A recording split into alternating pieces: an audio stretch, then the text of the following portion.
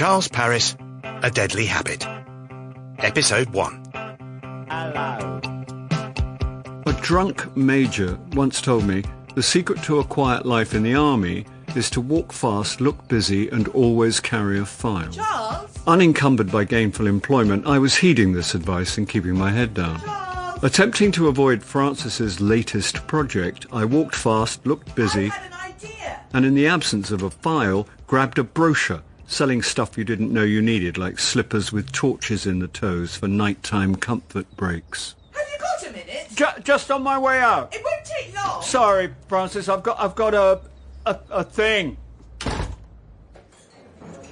Usual, Charles? Make it a double. Work-wise, it had been a disastrous year. Make that 2 doubles. No, a disastrous 18 months. In fact, save washing up and put them both in the same... In the same glass, yeah, I know. My one consolation was that I wasn't the only actor out of work. Even the ones who spend their evenings waiting tables were in between restaurants. 1 quadruple scotch. My worse than bleeding useless agent had been no help at all. It was so long since I'd seen him I could barely remember what he looked like. And the last time we spoke he said... I'm doing my best, Charles. Oh, put it on the table, Jacques. Who's Jacques? Oh, a lad from the village. What village? I've got a little bolt hole. I didn't ask your medical history. Where are you, Morris? Away. Away where? Out of the country. So clearly striving to get me work. It's all about you, isn't it? As you're my agent, yes, it is. This newfangled World Wide Web that's all the rage means there's nothing I do in the office I can't do from Provence. So my 10% get you a Provençal bolt hole. Your 10% wouldn't give me a nylon windbreak in Clacton. If you weren't permanently on holiday, I might have more work. What holiday? I'm not having fun. The entire industry's over here. It's basically Soho in the sun. Non-stop work, breakfast, brunch meetings, business lunches. Sounds like a living hell. Anything for me? Lunch? Work! I'm trying, Charles. Very trying, What can I say? It's a terrible climate. he said, sipping Chardonnay by the pool. Muscadet? Chardonnay with seafood. Try not to get food poisoning, Morris. Gotta go. This lobster won't eat itself. I hope the Mistral blows up your bolt. And that was the last I'd heard from the old tapeworm. Actors often bump into colleagues we haven't seen in years, but as I turned into my street, I was surprised to see one coming out of my front door. Do thank Susie for recommending me. I promise she's not on commission. I slipped behind a parked transit to watch Tom Bainall schmooze my semi-detached wife. Lovely to meet you, Francis. Before stumbling into acting, he'd been a male escort, and although he was only 5'6", a dresser told me his nickname was Big Tom. You do the maths. What do I owe you for today? Oh, no, that was on the house. My pleasure. I'll wait to hear from you. What the hell? Francis? Kitchen! There's tea in the pot. Something strange Hang on. just Shh. happened. Please, Charles, I'm revising the last chapter and I don't want to lose my train of thought. For a year, I'd tried and failed to find out what my semi-detached wife was writing, but Francis was the doyenne of misdirection, Have a chocolate digestive. and I was easily misdirected. Good. Right. Yes. Sorry, what? Is everything all right? Bit more specific? Are you feeling neglected? In what way? Lonely? Chance would be a fine thing. I'm being serious here. But I have no idea what you're being serious about. Enough dancing around, I'm going to say it. Wish you would. Escorts. 1970s. What? Ford Escorts. Male escorts. Are we playing word association? No. Then what? I want you to be honest with me. Are you paying for personal services?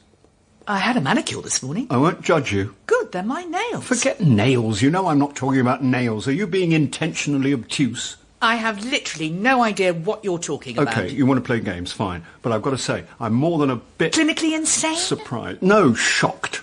I know our relationship's unconventional, but Big Tom Bainall? Really? How do you know Tom? He's an actor. No, he's not. I'll admit I've worked with more animated trees. Where's your self-respect? You don't need the services of a gigolo. Have I woken up in a 1920s body stripper? Male sex worker, whatever you want to call it. I heard him ask if you liked what you'd seen. He showed me photos of what he can do. Very professional, but where's the emotion? I'm not looking for love. It's purely I transactional. could tell from the way you asked him what you owed him for today. That was a freebie. Oh, nice. A taster. Spare me the details. He came round to give me a quote, and while he was here, he screwed the No. bathroom light fitting back into the ceiling.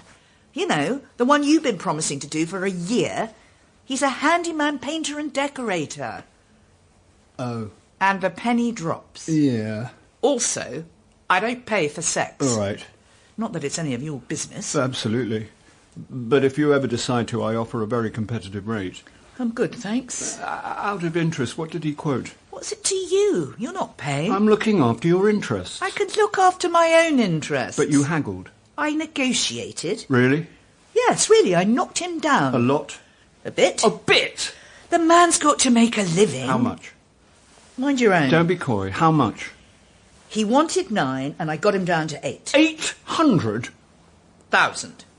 8 grand to slap up a bit of paint? Tell me you haven't agreed. Not yet. Thank God for that. He's got a good reputation. As a con man. Susie was very satisfied. Your ditzy mate Susie was probably blinded by his bleached teeth. 8 grand? Man, am I in the wrong game. He'd have to be Michael Bleeding Angelo for that money. You said this about every quote I've ever had. Because they've all tried to rip you off. Writing this book has taught me a lot about myself, and if there's one thing I've learned... Book. Why the secrecy? There's no secrecy. Every time I walk in, you close the laptop. It's my book, not yours. So you've spent all these months writing it with no intention of anyone else reading it. When it's ready. Is it fiction? Mind your own. Is it a novel? Is it chick lit? I'm not a hen, and this is not the 1990s, you patronising patriarch. This is exactly why I need a room of my own. There are rooms here. And you're in all of them all of the time. It's like you travel through time and space. Don't be ridiculous. It's like having a needy puppy. Every time I look up, there you are. Thanks a lot. I need a me space, somewhere private where I can shut the door and be alone with my thoughts. I do that in the lab. Don't be facetious. I'm not in the mood. 8 grand for painting a room. I also want to maximise the space. Better lighting, bookshelves. I can do that. You? Yeah, me. You hate DIY. I hate being ripped off more. I need a hard-working, reliable, all-round handyman. Look no further. And I live here. How handy is that? Handy, not handsy. It's not like I've got anything else on. Tell me what you want. I'll do your room. Are you serious? Deadly. If Big Tom Bainall can do it, how hard can it be? There was nothing for it, so I carpe'd the old diem and started work on Francis's big project. But to stay match fit, actors need to flex the acting muscles, so I adopted the character of a proper bloke called Dave, painter, decorator, an all-round handyman, a tradesman who knew his way around a tenon saw. I brought you some tea. Cheers, darling. Yeah, nice clean cut. 2 sugars? Nah, I'm off the old sugar. Right. What's that on your arm? Where? Looks like a lump. What lump? It's a lump. I've got a lump. It's just a lump. There's no just. Just is what those NHS adverts say to scare the hell out of me. Calm down. It's not your lump. May I feel it? Get careful. Oh, no. What? You do know what that is, don't you? What? A bicep. You've got a muscle. Oh. I felt fit, healthy. I even slept better. Sometimes only getting up 4 times a night, which at my age makes me practically Superman. As the months wore on, I stopped playing Dave and started being Dave. What about rolling fog? Bit grey, innit? Portland stone? Grey. Roman plaster? Also grey. There's one called Thames silt. Dark grey. Don't posh paint companies do anything that ain't grey. These are colours of sophistication, calm and mindful contemplation. They're still grey, but you're the boss. Choose the grey you like. I'll do you exactly the same at trade, any finish you like. Eggshell, matte, silk sheen, satin wood, distemper. Excuse me, I need some expert advice about bathroom paint. I don't work here. I can spare him for a minute. Bathroom paint. Obviously it's got to be suitable for steamy interiors. Myself, I go for a specialist mould-resistant emulsion. Your phone's ringing. What? Oh, sorry, I better take this. Hello, stranger. Long time no speak. Who's this? What? Can you hold the line, mate? Mate. Sorry, love, I should have mentioned you might want to key the wall, sand the old paintwork right back to plaster. Yeah, Gov, sorry about that. Are you talking to me? I'll just take you out to the car park. What can I do you for? Are you having an episode? No, it's all good. Doesn't sound good. Sweet as a nut, mate. I'm not your mate. I'm Morris. Your agent? I'm phoning about a job? Right. Did you hear what I said? I used the J word. Job. What sort of job is it, sir? An acting job. Remember acting? Theatre? Would you like to be in a play? Depends. I suppose I might be able to fit you in. Very good, Charles. I think you've got the wrong number, sir. Do not hang up, Charles. Dave. Who's Dave? Everyone knows Dave. Is this a wind-up? I'm a busy man. I've got better things to do. Okay. I think you may have swum too deep. I ain't swimming. I'm in the B&Q car park. Now listen to me. This happens to spies who go so far inside they start to believe their own legend. You got the wrong bloke. I ain't a spy. I'm decent, dependable, hard-working Dave. Stay calm. I'm always calm. Ask anyone. Look me up on Checker Trade, Dave the Unflappable. I've seen this before when method actors go rogue. You say it's a theatre job? That's right. Sounds like a scaffolding number, but I can give you a quote. Oh, this is worse than I thought. All the world's a stage and all the men and women merely players. Charles! You've got to admit, I've still got it. You complete and... Repeat after me. Charles Paris, you are without doubt the best actor on my list and one of the finest of your generation. Ah. Tell me about the play. How much are they offering? And he's back in the room. The Charles you know and love. Well, let's say tolerate and leave it at that. Is it an audition? Outright offer. Really? Special request from Justin Grover. Justin asked for me. I know. I was as shocked as you. Isn't he in some sword and sorcery tosh? High concept supernatural fantasy, and you should be in such tosh. Is it good? It's popular. That's not what I asked. Are you telling me you've never seen Warlock Wars? Yeah, I just can't get enough high-concept supernatural fantasy. Mock away, baby. Justin's crying all the way to the bank as Morra Warren. That's easy for you to say. Morra Warren's the central character, a brooding warlock overlord. Season 5 just wrapped, 6 and 7 are greenlit.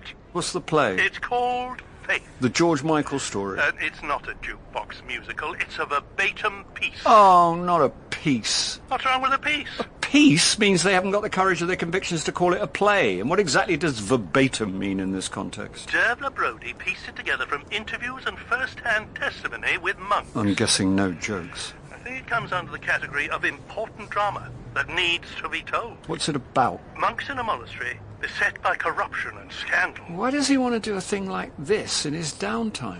The usual reconnecting with his audience, getting back to his roots. Theatre's his first love. Justin's love for theatre was unrequited. Years ago we did A Woman of No Importance together in Bridport, and let me tell you, it takes a very particular talent to make comedy tragic or Oscar Wilde's wit witless. Sorry to interrupt, but that lady wants to know if you'll give her a quote for her downstairs loo. Well, Charles, what's it to be? Downstairs loo or verbatim play? No contest. The first thing I did was promise Francis that I wouldn't renege. Charles would finish what Dave had started. The second thing I did was read the play. Self-consciously worthy and earnest as hell, it wasn't a show I'd pay to see, but a lot of people would. So, for 6 shattering weeks, I rehearsed by day.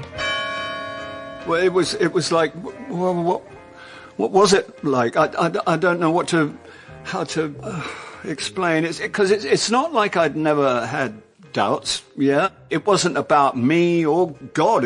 And by night, I put on my overalls and picked up where Dave had left off. Your new bookshelves, madam, and I bought you a posh notebook to jot down ideas. That's very thoughtful. Yeah.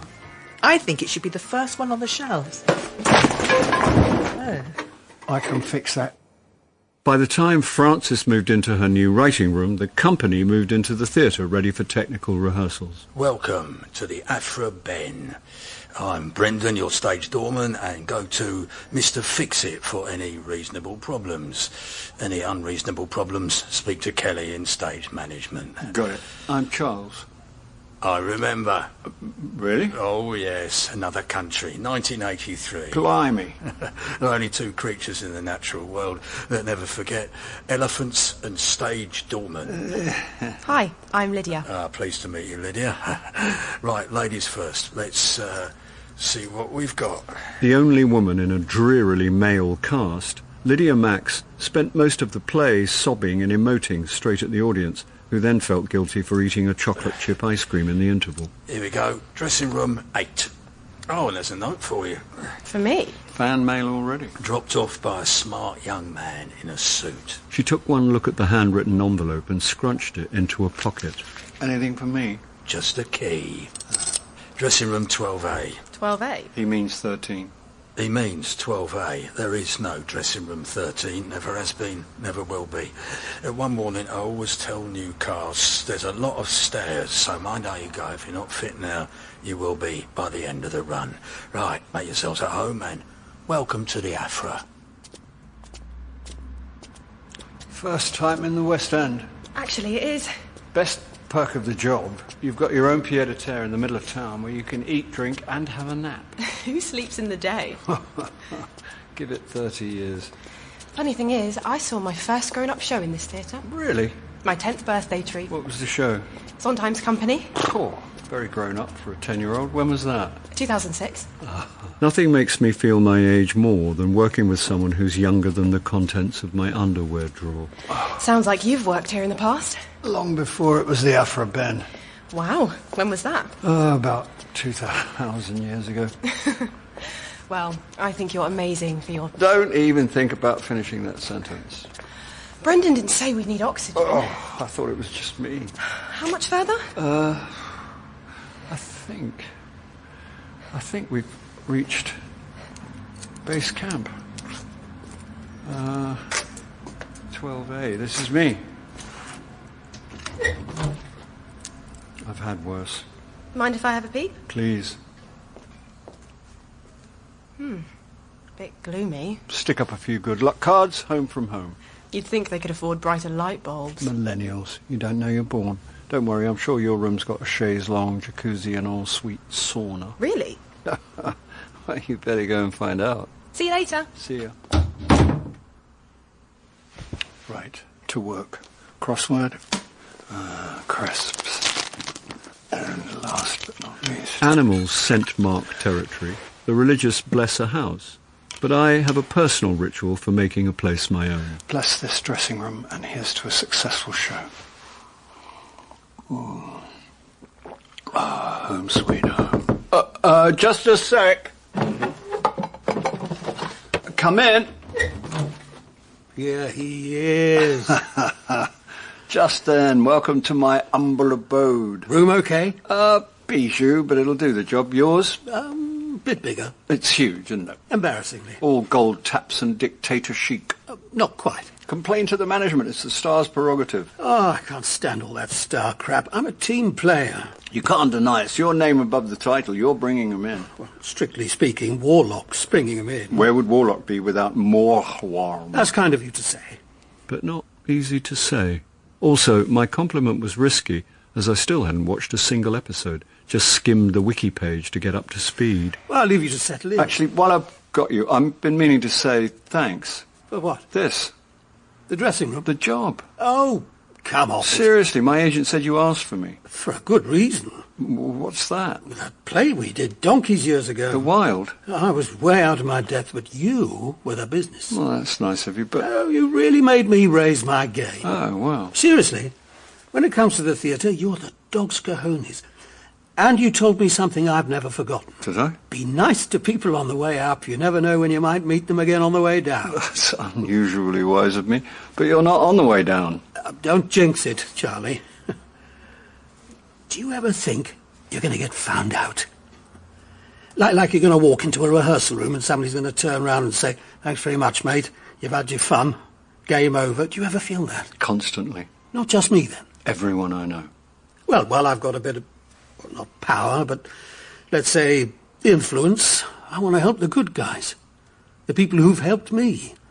The ones who deserve a break. Call me sentimental, but it gives me a warm, fuzzy feeling inside. Only Justin could turn condescension into a compliment. A few minutes later, we were called to the stage for a company pep talk by our director, Nina. And speaking as a superstitious director, I really shouldn't say this. So if anything goes wrong, you know who to blame.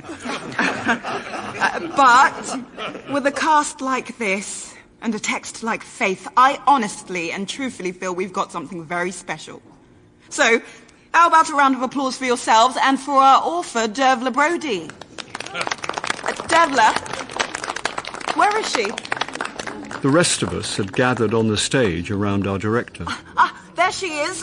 What are you doing back there? Stand up! Lurking at the back of the stalls, the reluctant writer gave a half-hearted wave, then focus shifted to a late arrival sauntering in from the wings. Oh, no. What did I miss? Only my big welcome speech. Good of you to join us, Kit. Yeah, right. Kit Astley's trajectory had been rapid and stratospheric as Ossian the Night Warrior, Justin's sidekick in Warlock Wars. Sorry, guys, entirely my bad. Unburdened by talent, he got by on looks, uncannily white teeth, and an improbably overdeveloped torso guaranteed to attract Comic-Con fantasy fans to an earnest play about sad monks. Absolutely no excuse. Basically, I pulled an all-nighter and fell asleep. I blame whoever gave me such a bloody comfortable sofa in my dressing room. He's got a sofa. Styling it out with the brazen, bare-faced cheek of the privately educated, Kit's old-world charm won the day. Okay, gang. Please check the sheets, but if you're not needed for the rest of the day, you're released back into the community till your next call.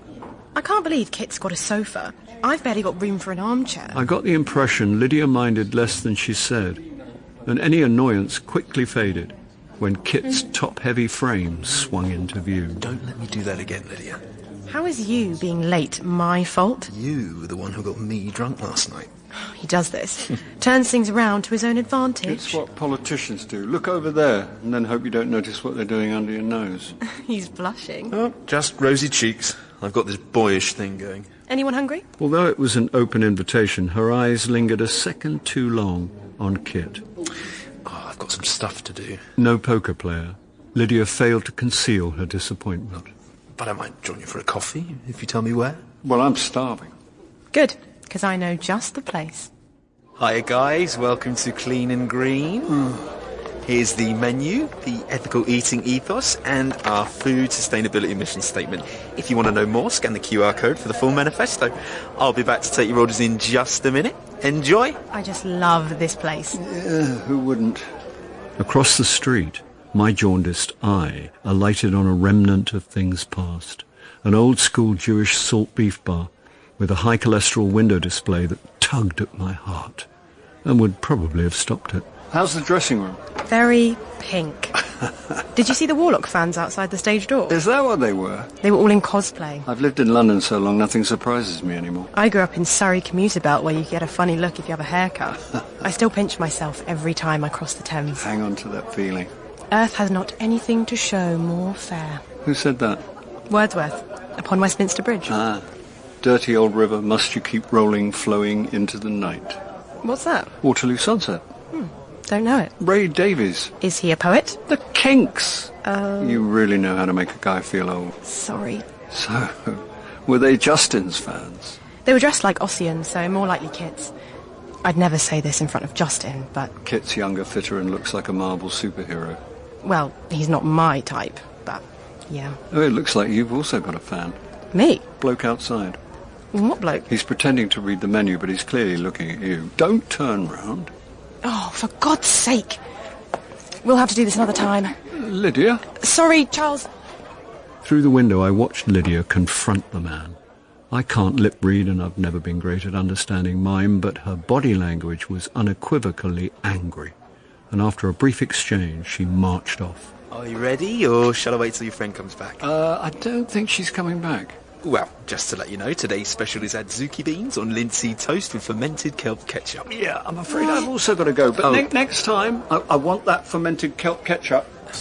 I shot over to the deli, hurried past Kit's cosplay fans, and 10 minutes later was back in my dressing room greasily tucking into a coronary-inducing salt beef sandwich on rye. Extra mustard, extra coleslaw, extra pickle and sauerkraut with a side of fries plus a potato latke with a sinus-exploding horseradish sauce.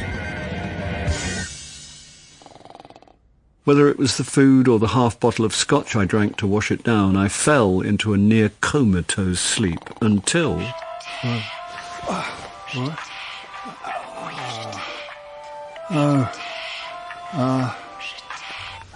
Hello? You sound awful. Oh, probably feel worse. Where are you?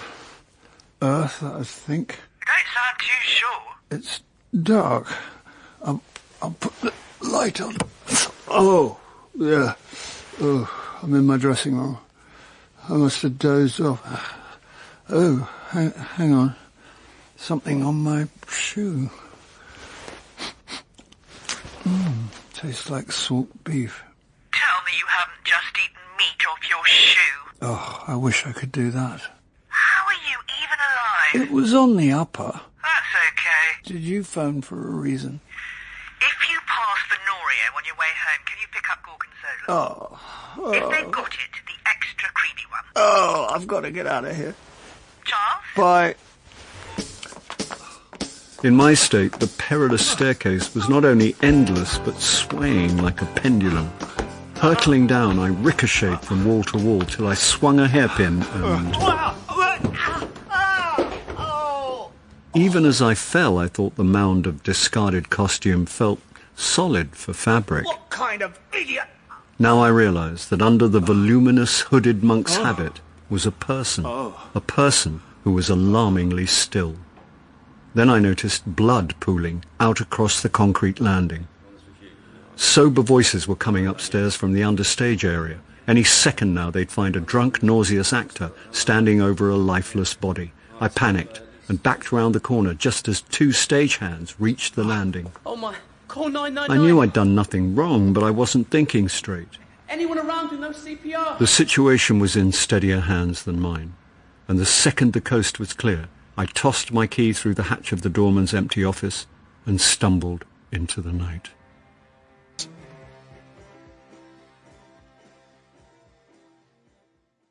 Stage door, I tripped over a body. It's nearly 10 to 8, Charles. There'd been blood. I was drunk and panicking. All things considered, a bad combination. If you take your time, you can miss thought for the day. When I heard sober stage crew approaching, I fled into the back streets of Soho. I'm going to make coffee if you want some. I woke at 2 a.m. racked with guilt. But apart from inaction and the sin of gluttony, had I actually done anything terribly wrong? Then I remembered the sin of omission. Oh, what's that racket? Coffee grinder. It sounds like the inside of my head, which at the moment is a bad place to be. What's wrong with Eeyore today? Nothing that can't be fixed by caffeine and a large epidural. Don't compare one of your sordid hangovers with labour pains. Who says I'm hungover? How long have I known you? Bloodshot eyes, face the colour of parchment. It's not drink. Well, not entirely. What then? Meat sweat. Oh, gross. Thanks for the sympathy. I'm having a protein rush. My liver feels hot. What the hell did you eat to do this to yourself? I gave her the edited highlights, somehow failing to mention falling over a body. Oh, not Morris. Tell him I'm dead. Hello, Morris. I'll call him when I've got the strength. Why do you need strength to talk to me? You're on speaker. Thanks for telling me. He's hungover. Of course he is. I'm not. Imagine what it takes to give Charles a hangover. I'd rather not. I'm not hungover. He's hungover. Well, how are you, Francis? In the pink. Thank you, Morris. Tickety-boo. Glad to hear it. I'm writing a book. Oh, good for you. Need an agent? Are you offering? I don't handle authors, but if a literary agent's not in my address book, they're not worth considering. Are we talking Booker nominee or something people want to read? Oh, I hope it's entertaining. Entertaining's good. Leave it with me. I'll have a mull. Oh, thank you, Morris. Always happy to help the talent. I hate to interrupt the loving, but what about me? You're beyond help. I'm talent, and I'm one of your actual clients. Ah, which is why I phoned. Make sure you're okay. Why wouldn't I be? The accident. What accident? Backstage, at the Afra. That was my moment to fess up, come clean, speak truth. But I didn't. You didn't mention an accident, Charles. Maybe you didn't know about it. Did you know about it? I was too shamefaced to admit I'd run away. It happened last night. What time? Anyone hurt? One of the actors is in an ICU. Which actor? I was hoping you'd tell me. It was bad enough I'd run away. I now discover I'd stepped over a fellow actor. At least I know it's not you. Oh, why would it be me? He said as though accidents never happen on his watch. What ha? You've got form. You're a one-man disaster zone. The BBC don't send critics to review your shows. They fly in Fergal Keane and Alda Gurrin. Let me know when you hear anything. Work text. Got to go. Yeah, no, wait. Hang on. Charles! Stage management. Charles! Company meeting at 10. Charles! I need strong coffee Charles! and a hot shower. Did you Sorry, know I've got to about get a the accident? I've got to get a wriggle on. Bloody hell, Charles. You don't have to kick the door off its hinges. Sorry, Brendan, one of those... What happened to your face? A blood-stained gauze was steri-stripped across the stage doorman's purple-pitted nose. I got clumped. When? Last night. Where? Here. Who clumped you? That's why I'm trying to find out. Hunched on his elbows, the doorman's bulk filled the hatch window, concealing the police officer, who now stepped out from the tiny office. Detective Sergeant Dolby. I'm Charles Paris from the play. I'm in the play. I'm an actor. Oh, obviously, I'm an actor. Why would I be in the play if I wasn't an actor? The police trigger my guilt reflex, even when I've got nothing to be nervous about. Except this time, I did. Don't suppose you saw anyone hanging around the stage door last night, Mr. Parrish? Paris, like the city. And did you? What? See anyone hanging around? There's always fans, autograph hunters. Right, but no one suspicious? No. I could have left it there. I don't remember seeing anything out of the ordinary. I should have left it there. Anyway, we'd been sent home early. But no, I had to offer additional information. So you weren't here last night? My brain accelerated from naught to panic. No. It wasn't bad enough I'd legged it the night before. Now I'd lied to the police. Probably some chance, sir. Is that likely? Ask any of the doormen round here. Herbert's coming off the street, try their luck. It's why I keep this. He reached under the counter and produced a customised truncheon. My little friend usually scares them off. You know that's an offensive weapon. A rounder's bat. All wide-eyed innocence, like he'd failed to notice that the bat was studded with hobnails. Play a lot of rounders, do you? Can't a man defend himself? Sorry, better get this. Dolby. Why didn't your little friend work last night? Oh, I didn't have a chance to grab it. When I heard there'd been an accident, I thought it was one of the actors. It was. A rough night backstage, an accident, and you were attacked. How did you know about the accident? I didn't think stage management told anyone yet. No secrets from my agent. He knows before I've cut myself shaving. Did you tell her who it was? That's the one thing he didn't know. Lydia. No. Tripped on the stairs, cracked her head. A couple of crew found her. Where were you? In here. I'm always in here. Didn't she make a terrible noise? I was watching Gogglebox with the volume up. Brendan's answer felt pat, almost rehearsed. His airless lair was close enough to hear someone falling downstairs, even over people on telly talking about people on telly. How is Lydia? Dunno. It was an accident waiting to happen. I'm always warning actors. Those stairs are long and steep, but I might as well talk to myself. So she tripped? Sounds it. Justin's right cut up. Well, everyone is, but you know Justin. Sounds like you know him better. I could tell some stories when he was still drinking. Happy days. I'll say this for Justin, there's no side to him, and he never forgets his mates, unlike some in this business. Okay, one more selfie. There you go. Got her up. Hi, guys. More eye candy than actor, Kit Astley wheeled in his e-scooter. Brendan, mate. Nose. He got clumped. Pulling off a red bandana, he tousled his tousled hair to achieve peak tousle, then peered at the doorman's purple face. That's going to be a corker of a bruise. Does it hurt? What do you think? Yeah, of course. Stupid. Thanks to the Warlock Wars franchise, Kit was a social media phenomenon and object of global lust. He also believed his own publicity. Okay, if I park the scooter here. Oh, you are here then. That the lot, Brendan? Yeah, they're all in. Good. Green room, please, gents. Time for a quick vape? No. Got it. Kelly had the perfect skill set for stage management. Organised, unflappable, briskly efficient, with the weary yet patient air of a primary school teacher. Any idea what this is all about? Lydia's accident, I guess. Accident? She fell downstairs. When? Last night. Where? Here. Nasty. Yeah, it was. Ouch. Kit's vocab was limited to a palette of single words. Shite. See what I mean? How is she? 3 words. Maybe it was worth the £250,000 his parents spent on his schooling. Is she all right? I think that's what we're here to find out. Probably why Alice looks fit to puke. Sitting alone, Lydia's understudy seemed to be practicing mindful deep breathing, but her clenched white knuckles told another story. If you ask me, the whole play is a bit of a car crash. It was the first time I'd heard Kit voice an opinion on anything, apart from the quality of the green room coffee. When Justin sent me the script, I didn't think too much about it. Why was I not surprised? I mean, I flicked through to count my lines, like you do. My inner prig wanted to say, "Not me, mate." My outer pragmatist just nodded. But after Lydia's outburst, I can see what she meant about the play. What outburst? You were there. Where? Last week, rehearsing the Undercroft scene. I'm not in the Undercroft scene. Yes, you are. I'm not. Aren't you? My performance was either so unremarkable I was invisible... You sure? ...or the big lummox had literally no idea who else he was on stage with. So you weren't there when Lydia dissed the play? No. What did she say? That it was, portentous... Portentous, is that a word? Yeah. Portentous, turgid and untheatrical. She said that in front of Dervla. To her face. Imagine spending 2 years talking to miserable monks, then some actress comes along and tells you it's crap. I thought she was going to have a stroke. Lydia? Dervla. She's supposed to be off the booze and ciggies, but I saw her outside the stage door, chain-smoking, proper old-school fags. Sorry I'm late, everyone. I know I called you early, but I've just had a call from... Sorry, I just need a moment. Okay, for anyone who hasn't heard, sometime yesterday evening there was an accident, and Lydia fell downstairs. She was still unconscious when the paramedics arrived, and...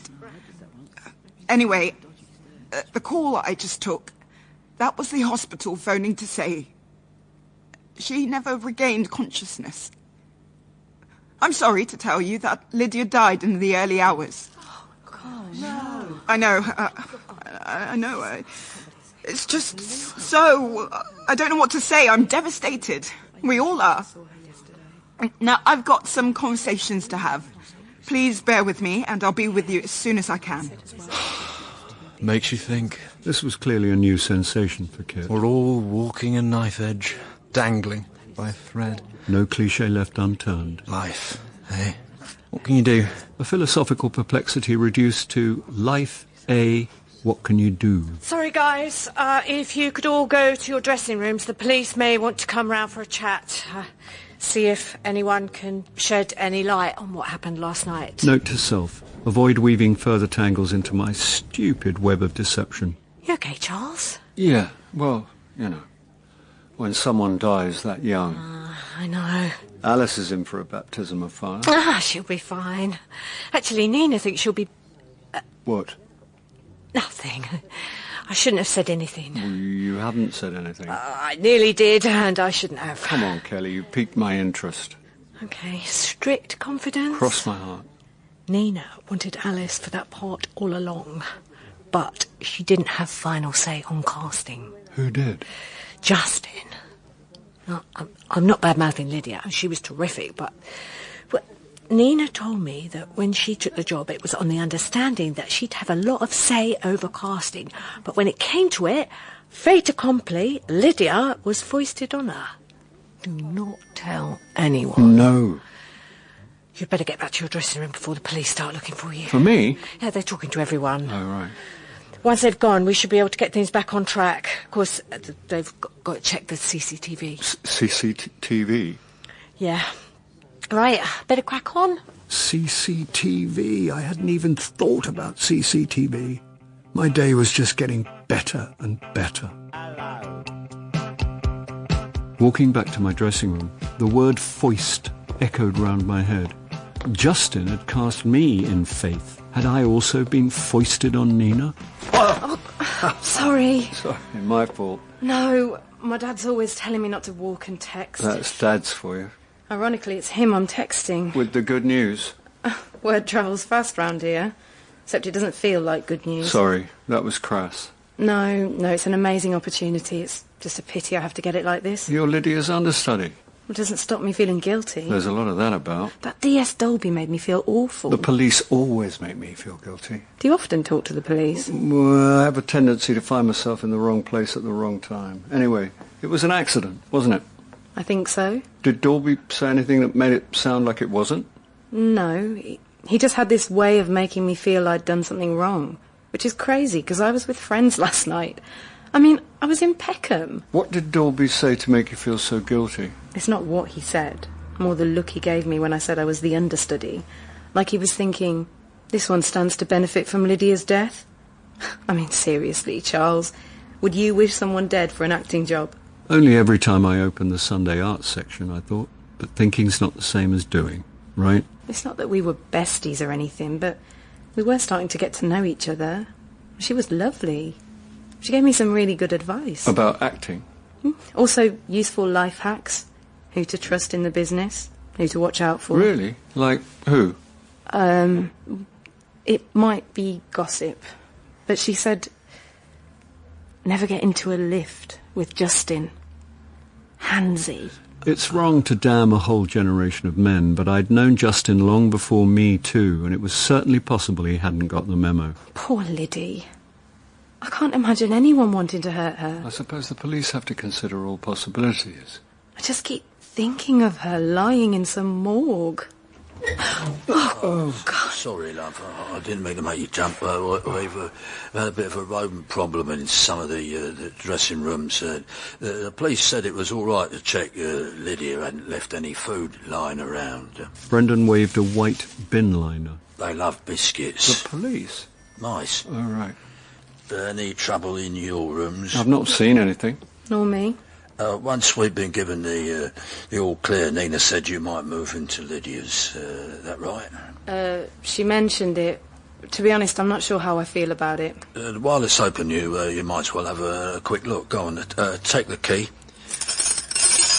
See if you like it. If you don't, no skin off my nose. It was an unfortunate choice of phrase for a man whose nose currently resembled Jack Nicholson's in Chinatown. Just lock up and drop it back with me when you're done. A salutary warning against junk food, booze and a sedentary lifestyle. Brendan's mighty form swayed stairwards. I know I'm being silly, but would you mind coming in with me? No, of course not. Wow. That's very pink. Someone must have bought a job lot of knocked-off Hawaiian peach. I suppose it's a change from tasteful grey. Try telling my wife. Lydia's dressing room was much brighter than the low-watt gloom of my poky Erie. If anything, overlit. I think I've seen enough. Do you think you'll move in? With all her postcards still up. It feels like she's just popped out.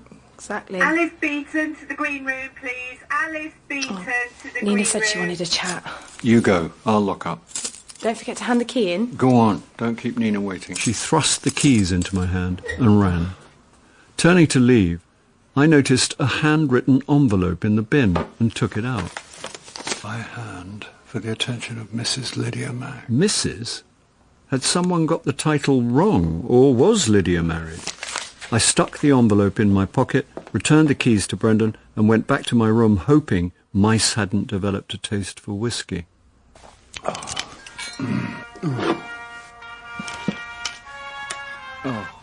Well? Well, what? The accident. You said you'd call me when you knew something. Oh. Oh, he says, like he's got so much more to think about. Who had the accident? Lydia Max. Oh, no. She's on my one-to-watch list. I'm afraid you won't be watching her anymore. She's not doing the show? She won't be doing anything ever again. Good God. I don't suppose you know if Lydia was married? No idea. Why? What's mean? Yeah, I'm, musing. Oh, that's never a good sign. When I got this job, you said Justin specifically asked for me. The star of TV's Warlock Wars, Justin Grover, was co-producing Faith and headlining our cast. Yes. Did he contact you directly? No, someone from the production office. I remember because I asked if it was definitely Charles Paris Justin wanted. You're a real boost for my self-esteem. What does it matter who made the call? Somebody told me Alice was Nina's first choice for Lydia's part, but Justin overrode her. Who's Alice? The understudy. Justin foisted Lydia on Nina. Perks of being an actor-producer. Justin's name's got clout these days. But he also cast me. So? What if I was foisted, a foistee? But firstly, stop saying foist. It's starting to sound weird. Secondly, this is classic imposter syndrome. Have Nina or Dervla made any complaints about your work? No. Then don't worry about it. Dervla's so withdrawn, I've hardly spoken to her. She's a writer. They spend too much time on their own. What do you know about her? Well, she won a Best Newcomer award in 1980, but failed to live up to her early promise. All the mavens hailed her the next big thing, always a hostage to fortune. I wouldn't know. Personally, I never understood what the fuss was about in the first place. Verbatim, schmabatum. She's a one-trick pony. If you're using someone else's dialogue, the least you can do is turn it into exciting theatre. Failing that, engaging theatre. Failing that, theatre. For my money, Dervs is less playwright, more reportage journalist. Ouch. On a local paper. Double ouch. Also, no jokes, which is unforgivable. I know Faith isn't a side-splitting comedy, but Kit Astley said Lydia called the play portentous, turgid and untheatrical. She clearly had good instincts. Not for diplomacy, she said it to a room full of actors and in front of the writer. Another ouch. After years in the wilderness, Dervla gets a play into the West End. Lydia tells her what she thinks of it. Next, she's dead. No. Charles. What do you mean, no? You're starting to do a thing. It was a fatal accident, end of story. What if it wasn't an accident? You know the police are in the building right now. Because there was a death in the workplace. There are protocols, insurance implications. What if there are other implications? I forbid you to get involved. Forbid? I mean it, Charles. But, Morris... But nothing. Do your job and leave the police... Oh, hang on. No, sorry, Morris, gotta go. Come in. You on the phone? To my agent. I'm glad of an excuse. I just bumped into a DS Dolby who said he spoke to you this morning, so you're off the hook. Was I on a hook? He's been in a foul mood since they discovered the CCTV's useless. I resisted an air punch. Oh, dear. How come? Well, the one inside the stage door's faulty. The one outside's been vandalised. Nina's called lunch, if you want to go. Oh, and this was at the stage door for you. She thrust a letter at me and scurried off. Thank you. Reaching into my Scotch pocket, I pulled out the envelope I'd retrieved from Alice's bin. It was in the same neat writing. By hand, for the attention of Mr. Charles Paris. Dear Mr. Paris, I don't know if Lydia told you she was married, but I am her husband, and I'm trying to establish what happened the night she died. The police are not being particularly forthcoming, and I find it hard to believe it was an accident. If you'd agree to meet, my contact details are below. Regards, Neil Des Moines. Why was he writing to me? Then again, he might be able to fill in some blanks, so I texted. Sure. Drink? After work? Text me date and time. See. On Actor's autopilot, I typed a kiss, which I quickly deleted, along with the smiley, sad and crying faces. Right. Lunch. The quickest way to Vinorio's Deli was to take a shortcut from the wings through the pass door to the carpeted world front of house. Like a lot of old theatres, the Afra was a honeycomb of passages the public never see, and there's a demarcation line between backstage and front of house. That's why I was surprised to see Brendan furtively flitting through a curtained doorway ahead of me.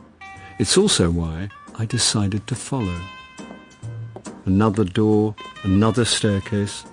For an unfit man of his age and body mass, he could shift. Hurrying to keep up, I tripped. Who's there?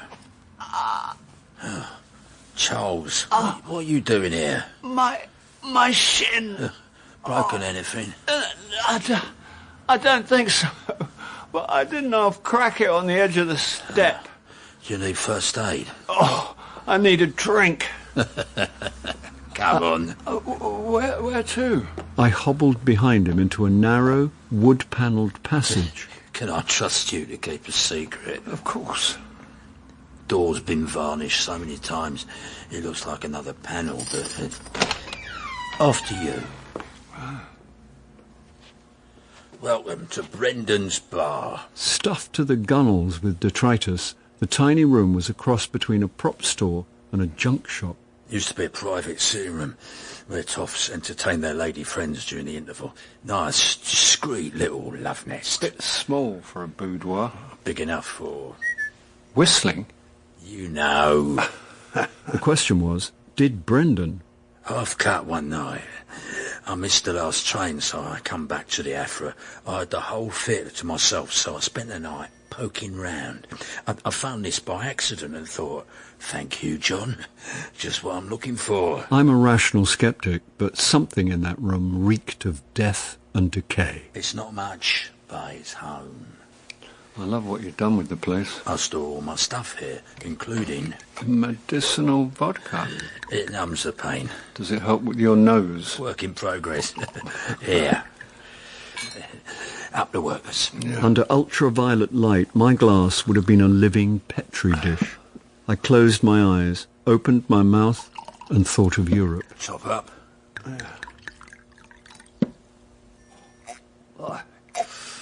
Who's on duty when you're up here? Oh, when I need a sherbet, I collar one of the lads, slip him a fiver to cover for me. Your glass is empty.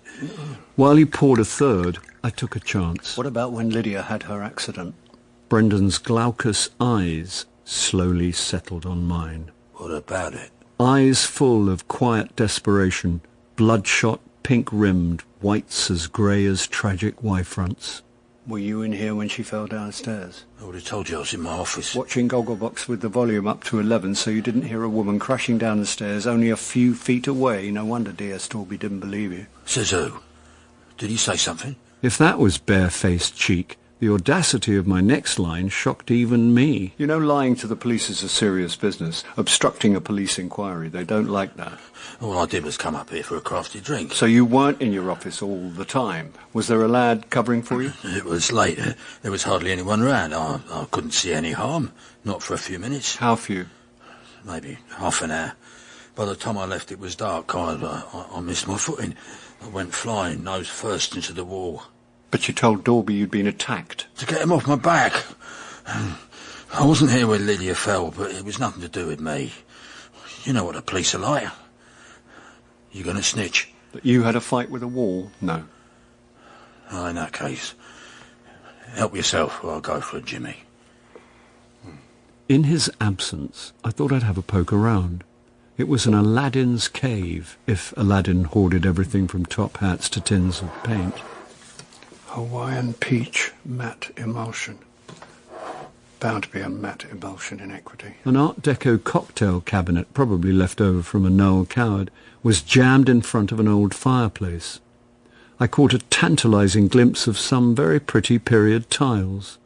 I got my ceramics mojo when I was decorating Francis's writing room. A dead pigeon explained the smell of decay, and the blue and white tiles were lovely, but something else caught my eye. Reaching into the chimney, I pulled a white plastic bin liner from the sooty flue. Inside was a small black plastic cube and a strip of gaffer tape with pink paint where it had been ripped off a wall. It was a tiny action camera. I pressed power. The LCD woke up, offering a touch-screen menu. It was a jolt seeing Lydia alive again in her dressing room. The camera must have been up high, and Lydia clearly didn't know she was being filmed. I quickly pushed the cabinet back. Something grubby and furtive was going on, and the camera... By Simon Brett. The director was Sally Avens. This video was uploaded to the channel Thinking Out Loud. Please like, comment and subscribe to the Thinking Out Loud channel. Covert footage from Lydia's dressing room shortly before she died. The game was afoot. Then again, I still hadn't had lunch, and I can't think on an empty stomach. And a panino with a spicy salami, provolone cheese, funghi and carciofi marinate. Anything else? Some tomato, rocket, a splash of your homemade pesto, and a drizzle of olive oil. Is that it? Will anything else fit? If you can fit it in your mouth, I can fit it in the bread. In that case, I'll have a few slices of Parma ham just to finish off. I think we're going to need a bigger bag. Like a Soho hunter-gatherer clutching my kill, I turned into Frith Street in search of a peaceful corner to eat al fresco and see what else was on the stage doorman's camera. Whoa there! A flash of red bandana, a whoosh of slipstream, and I was damn nearly felled by a man-boy riding an overgrown kid's toy. Don't ring your bell at me and get off the pavement! Without turning round, he raised a tattooed finger and accelerated away, leaving me to wonder if death by e-scooter would have been divine retribution for me lying to the police. I grabbed a recently vacated bench and nearly dislocated my jaw on a panino the size of the Apennines. With olive, oily fingers, I fished the camera from my pocket. Well, if it isn't Brother Benedict, shouldn't you be rehearsing at the Monastery of Miseries? I'm stockpiling vitamin D before I have to go back into a windowless theatre. Stockpiling carbs by the look of that sarnie. It's not a sarnie, it's a religious experience, and I'm in a state of grace. Schaffernacker threatened rain. Schaffernacker was wrong. Oh, in that case, I'll join you. Fastidious as ever, Morris spread a paper napkin on the bench, rubbed antibac into his hands, then opened a plastic box of what looked like miniature doll's house nibbles. Yum, yum. Yummity yum. If you like canapes for lunch. This is a bento box of delights. Oh. Oh, this is nice. Food always tastes better outdoors, don't you think? Charles? Sorry, what? You seem preoccupied, my son. Is there something you need to get off your chest? Think of this bench as a confessional. When you phoned to say there'd been an accident at the theatre, I already knew. Why didn't you say anything? Because I shouldn't have been there at the time. You see, I'd taken some food back to my dressing room. And drink? Maybe. Definitely. A bit. So a lot. Anyway, I fell asleep. Drifted into a stupor. How do I turn off the simultaneous translation? Carry on. You fell asleep. I woke up when Francis rang asking me to buy Gorgonzola, the extra creamy Is one. the type of cheese strictly relevant to the story? It is, because the very thought of it made me nauseous and sent me running downstairs. Stop now. What? Why? If I'm called as a character witness, the less I know, the better. But I've got contacts. I'll ask around. Ask what? Ask who? Lawyers. Lawyers? I'll be discreet. But at least we'll get an idea of sentencing tariffs for manslaughter. What?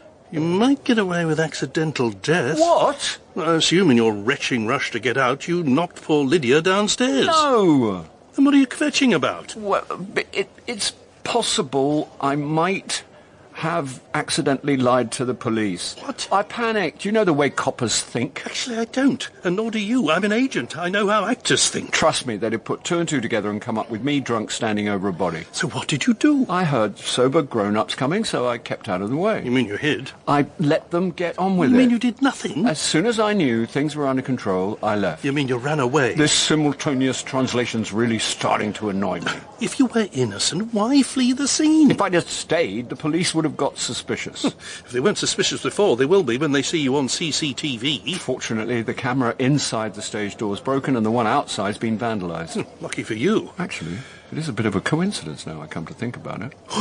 What about the stage doorman? I suppose he could have sabotaged No, I meant he must have seen you leave. Oh, he wasn't there. Well, if there's no CCTV and nobody saw you, you're in the clear, so why worry? Because of this. What is that? A camera? One of those little ones narcissistic adrenaline junkies use to film themselves just before the bungee snaps and they plunge to their death. Nice to have a memento for the kids. Where'd you get it? Hidden up a chimney. I could ask. It looked like it was shoved up in a hurry, wrapped in a plastic bin liner. It belongs to Brendan. The stage doorman? Yes. Who wasn't at the stage door when Lydia fell downstairs? Exactly. Is he the extreme sports type? He's a bottle of vodka before breakfast type. How is the view from the glass house? The reason he wasn't at the stage door is because he's got a secret hidey hole where he sneaks off for a crafty drink. No one knows it's there. You do? Because he took me up there. He took you up the hidey hole? Morris. Right, I grew up on round the Horn. He's also a terrible hoarder of junk, so when he went for a pee, I had to poke around and found the camera with gaffer tape stuck to it. So you found this camera and stole it? Borrowed. With Brendan's permission? Not as such. Then you stole it. How I acquired it is not the point. What is the point? The point is you're missing the point. Which is? What's on the camera. And? Lydia. Photos. Video. If this was a play, I'd call that pathetic fallacy. Or dramatic cliché. Have you watched the video? Not properly. Looks like Schaffernacker was right. Come back to the office for coffee and a screening. I'm just sitting, watching flowers in the rain. Feel the power of the rain, making the garden grow. 10 minutes later, we were sipping espresso and squinting at the tiny LCD. The first clip was brief. Door opens, Lydia dumps bag, leaves room, screen goes black. The camera must have been linked to some sort of sensor. When it came back on, Lydia entered in a monk's habit. That costume's 5 sizes too big. In the play, she steals it from one of the brothers. If she wore that going downstairs, no wonder she Hello, what's this? She opens the door to another monk. Who's that? I can't tell under the cowl.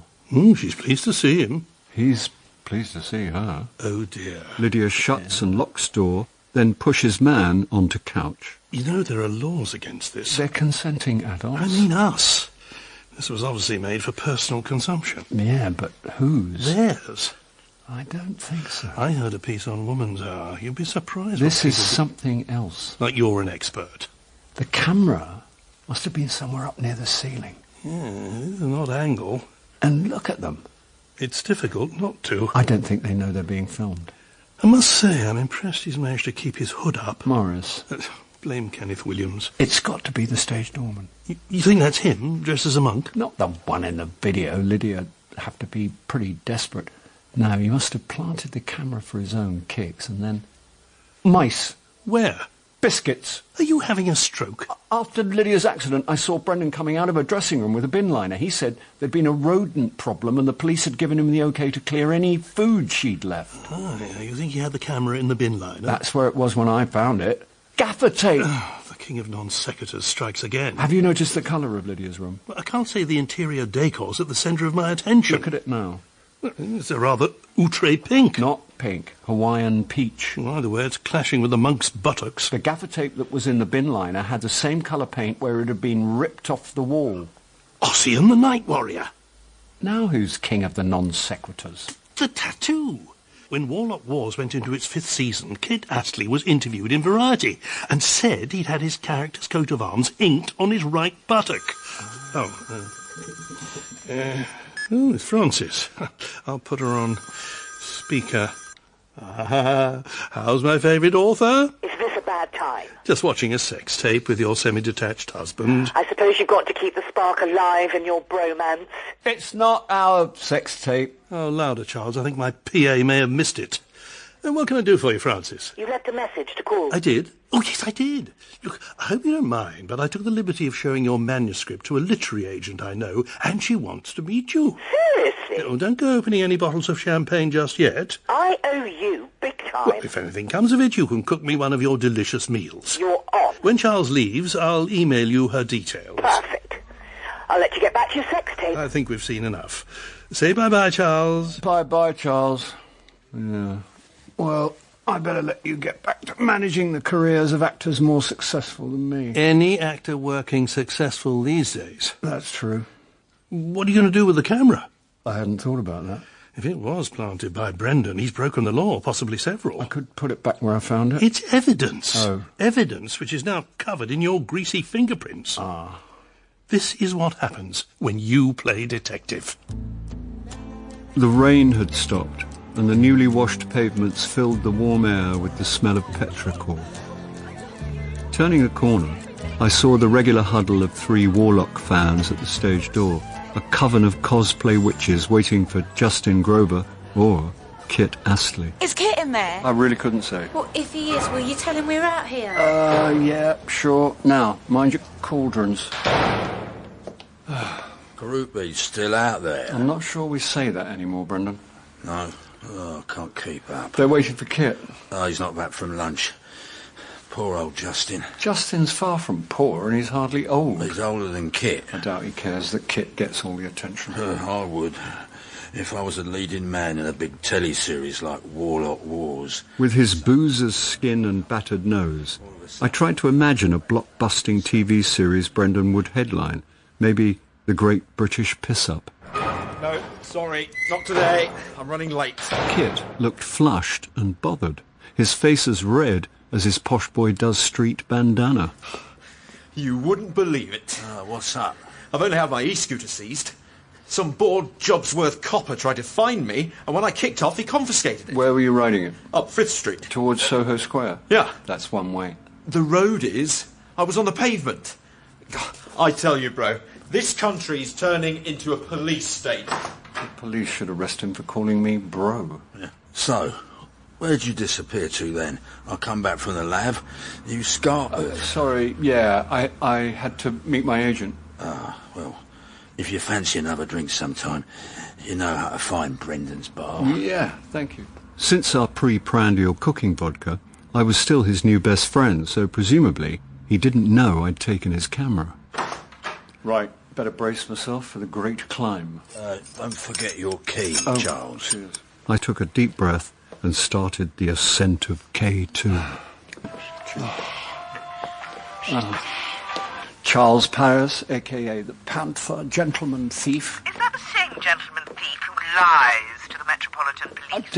It didn't take Morris long to grass me up. So much for the agent's sacramental code of confidentiality. He didn't grass you up. Well, he snitched to you. Because you not only lied to him, you also lied to me and the police. Actually, I didn't say anything to you two, so strictly speaking, I didn't lie to either of you. Don't get sophistic on my ass, Panther. That's Mr. Panther to you. Why is Mr. Panther out of breath? Actually, do I want to know? They've put me in a dressing room so high, pilots use it as a landmark heading into Heathrow. Let me call you back when I've made a cup of tea and grabbed a defibrillator. Oh.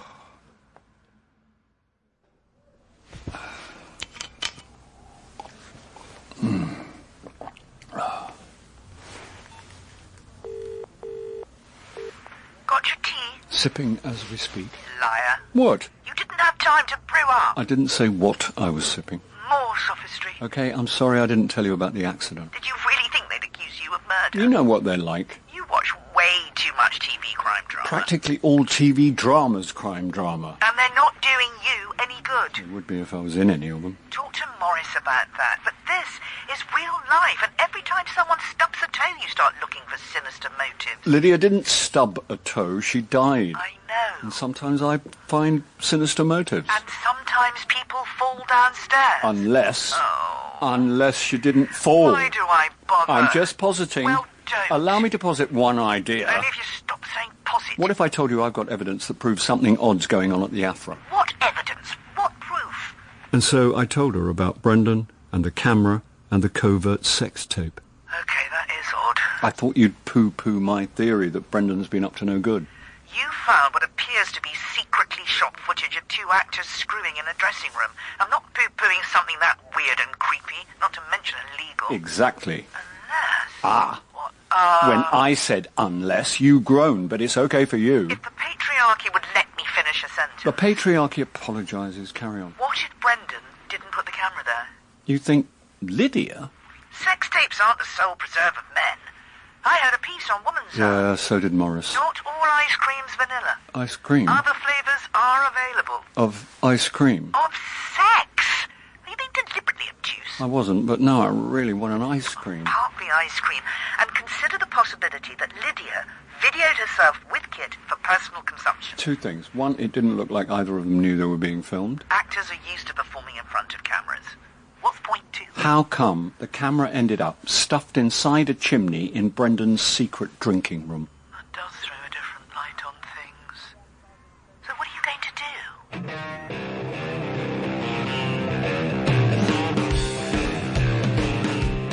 do? With time on my hands, I went in search of Kit. I can't say I'd planned how to instigate a conversation about sex tapes, but sometimes it's better not to overthink and just wing it. I stayed put and listened. It was definitely Brendan, and coming from somewhere on the floor below. Back off and leave me alone. By the time I sneaked down to the corridor beneath me, he'd gone. He must have been in one of the dressing rooms, but whose? Ow! The noise came from what had been Lydia's room. You all right in there? Who's that? Charles. Oh, hang on. I'm just trying to get out of this. Okay. Stupid costume. I caught my foot in the hem and went flying. She was holding a monk's habit rolled into a bundle. It's so big on me, it's dangerous. I'm going to ask wardrobe to shorten it. You moved in then?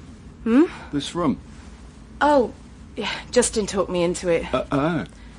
Said I may as well enjoy the perks of the job. Time, I'm late. You couldn't do me a favour, could you, Charles? The window's open to clear the smell of paint, but if it rains... Well, leave it to me. As she raced off, I called after. And careful on those stairs. I will be. I could see why Alice kept the window open with the migraine-inducing smell of Hawaiian peach still hanging in the air. There was a sad clump of tinsel high on the wall, tied round the water pipes where they disappeared into the ceiling, dragging an old bent-back chair. I perched on the rickety seat and peered from tinsel to couch. It was the same angle from the video. Stretching precariously, I reached up and pushed the tinsel along the pipes. There was a patch of bare plaster where the paint had been stripped off. Oh, where did you come from? Winchester. No, I mean... Oh, right, yeah, I saw the door was open. What the hell were you doing up there? Alice asked me to close her window. The window's on the other side of the room. Yeah. Come on, mate. Oh. Let's get you back to your room.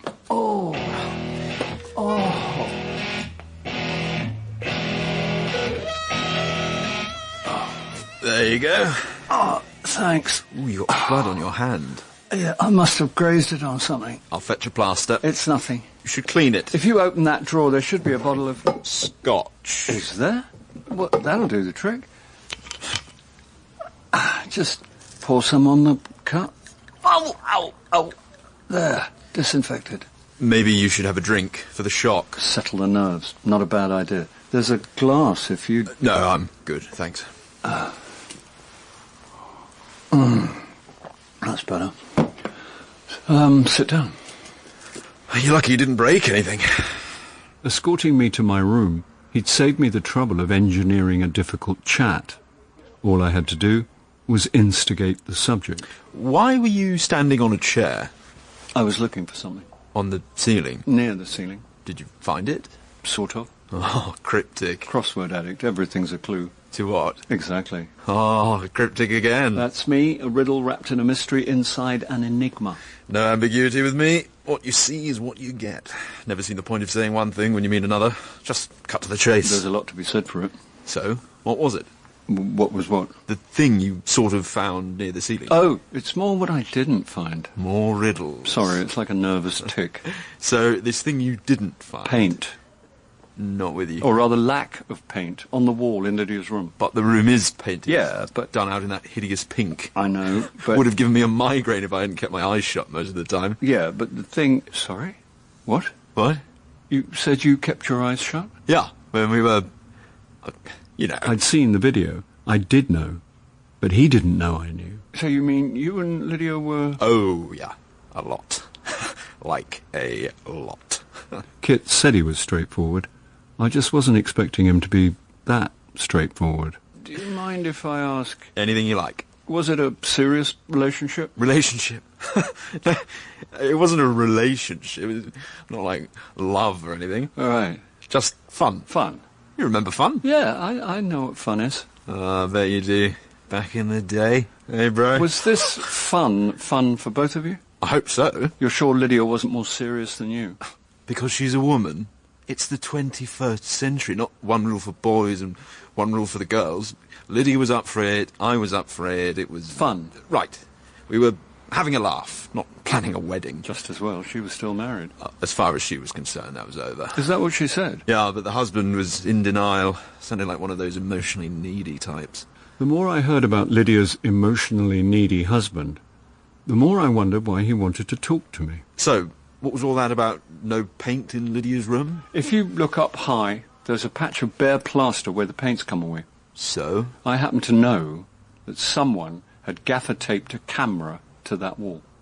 You mean there's a sex tape floating around out there? Don't know about floating around. But I'm in it. Afraid so. Why afraid? Unless you put it there. Me? No. But you've seen it? Yes. How'd I look? Look? Yeah. Well, the lighting and production values aren't exactly professional. But how do I come out of it? I'd say you look vigorous.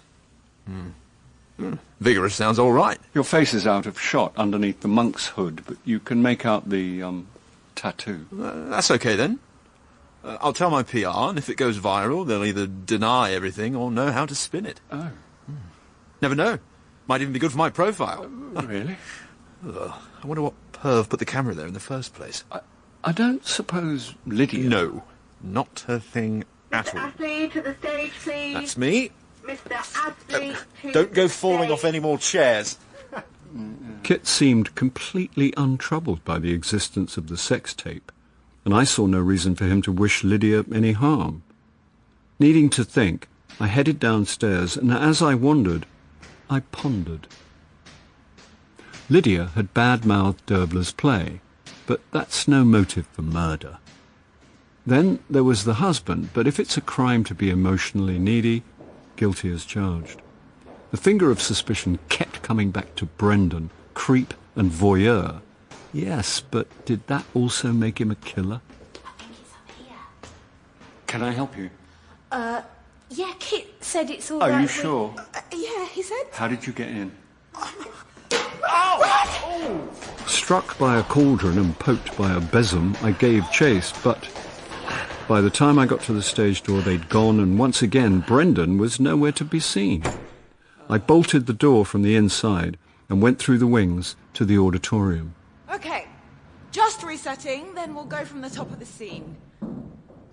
Who's hammering? The director was walking that fine line between creativity and a nervous Can collapse. we please lose the hammering? Alice was on stage. 24 hours ago, she was Lydia's understudy. Now, she was staring into the jaws of her West End debut. Oh, what have I missed? Made you jump. I didn't see you in the dark. Mind if I join you?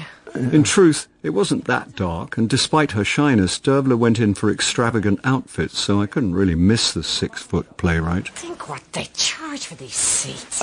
Today she was dressed like a Frida Kahlo tribute act. My God, you Georgians must have had short legs and tiny arses. The fumes alone should have alerted me to her presence. Citrus, juniper, assorted botanicals. Dervler Brody was a gin drinker, a full-time professional gin drinker, going by the combustibility of her breath. Oh, peppermint? Thanks. How's Alice shaping up? I haven't seen much yet. Oh, she'll be fine. A West End debute's a lot of pressure. Oh, I just hope I can handle it. This is my first show in town in 10 years, not before time. Congratulations. Thanks. Must help Justin putting his weight behind it. Oh, you've no idea. It's like a gift from heaven. I was on the verge of remortgaging my house just to get it staged. Isn't there a golden rule? I never back your own productions. But I needed to get this play on, and I really needed to work. And then Justin stepped in, and everything changed. With so much riding on the play, it was no wonder she was less than thrilled when Lydia bad-mouthed it. So, remember, the second you hit the mark, the spot hits you, then bang, straight at the audience. Got it. Okay, music. They say... What's that thing they say about the devil? Detail, yeah. It's in the detail. Yeah, but it ain't detail. As a homeless runaway taking refuge with troubled monks, Alice shook and trembled in the blinding spotlight, stuttering and stammering with traumatized authenticity. According to the publicity, Faith was ambitious, uncompromising, gritty and hard-hitting, an important story that had to be told to an audience sipping 20-quid glasses of Pinot Grigio while they wonder whether to eat 2 or 3 courses after the show. All these men who think they're different, special, and I think so too. At least I want to think they're not like the others. Men like this one. Alice turned to a patch of light. Men like this one. Oh, for pity's sake. Men like this one. Where's Kit? Has anyone seen... I'm coming. Where were you? Yeah. I'll tell you where I was. Why are you in the stall? Because some idiot locked the stage door, that's why. Kelly, can you get Brendan? Yeah. Why were you even outside? During the last break, I nipped out for a quick vape. Kit! It was only supposed to be a quickie. Then when I came back, the door was locked, so I had to go around the block to front of house where a bloody security guard, who's never watched Warlock, tried to stop me until I showed him a bit of me in season 1 from my phone. He's not there. Who? Brendan, he's not in his office. Oh, for God's sake! This is supposed to be the West End and it's like amateur night! There was only one place Brendan might be, so I slipped out of the auditorium and made my way up through the labyrinth to the narrow wood-panelled passage with the secret hidden door. Brendan, you in there? I pushed and the heavily varnished panel gave way. The room was in complete darkness, the atmosphere still redolent of sweat and alcohol, indicating that he'd been there recently. I fumbled around for a light switch. Oh, no. Brendan? The cluttered room was even more messed up than before. The doorman sprawled on his back. Brendan! He was unconscious. Next to him, an empty litre of cheap vodka, one hand still clutching the grubby bin liner I'd pulled out of the chimney. Oh, Brendan. If he'd discovered the camera was missing, he'd have known the game was up. The colour of Brendan's face told me this was one binge that wasn't going to end in a hangover, hair of the dog.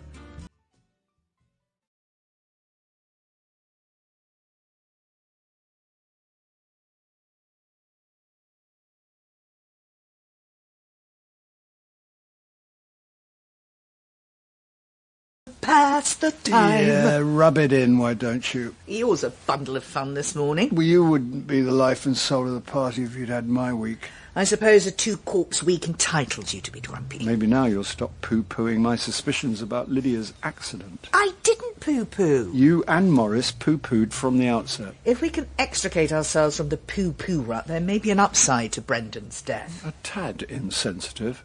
About a perv who got his rocks off planting cameras in women's dressing rooms. But now he's dead, the trail's gone cold, and you can finally stop playing detectives. What makes you think the trail's gone cold? The old voyeur lost his homemade porn video and realised that if he's called out, he'll be banged to rights. Banged to rights? Rather than face humiliation, prosecution and probably prison, he goes on one last binge, drinks himself to death. End of trail. Did I tell you I heard him threatening someone? Well, counter-threatening, because someone was threatening him. Who? Dunno. What were they threatening? Dunno. Would coffee help? When doesn't it? Please. Black. Very strong. I'm not sure this thing's as neatly tied up as you make out. Lydia's husband's also asking questions. She was married? Separated from an emotionally needy husband who couldn't accept the marriage was over. No comment. Do you think he had something to do with her death? I'll find out tomorrow. He's asked to meet me. Why you? Yeah, good question. That's an espresso machine. And on go the glasses. Soft focus is more forgiving in the morning, keeps the day at bay. Get a load of that bad boy. 15 grind settings. Oh. 19 bar pressure. Oh. If you ask nicely, it'll even froth your milk. Stop it. My treat to me for finishing the book. What were you reading? The book I've been writing. I'm teasing. All these months and you still haven't told me anything about it. When do I get to read it? In good time. Am I in it? No! Not even thinly veiled? Not even thickly veiled, solipsist. Drink your coffee. This is incredible. At least something's cheered you up. Now, how about you getting dressed before lunch? I am dressed. It's not a pyjama party. I didn't know it was any sort of party. I've invited a couple of people to lunch. Oh, what's the dress code? Clothes you haven't slept in? That formal? You'll be wanting me to shower next. Push the boat out. Drag a blade across your face. One more coffee. Shower first. I want to play with your new toy. Shower now.